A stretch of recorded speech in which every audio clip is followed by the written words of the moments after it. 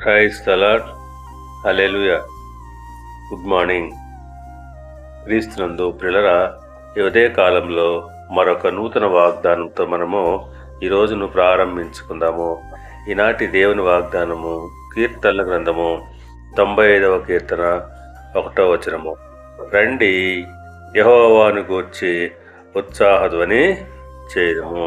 ప్రియులారా, ఇది దేవుని ఆరాధించుటకు ఆహ్వానము.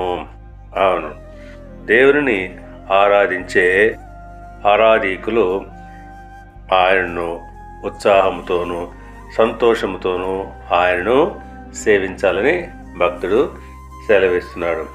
అవును, నిజమైన ఆరాధన ఆయన ఆత్మ గనుక ఆయన్ను ఆరాధించేవారు ఆత్మతో సత్యముతో ఆరాధించాలని ప్రభువు సెలవిస్తున్నాడు.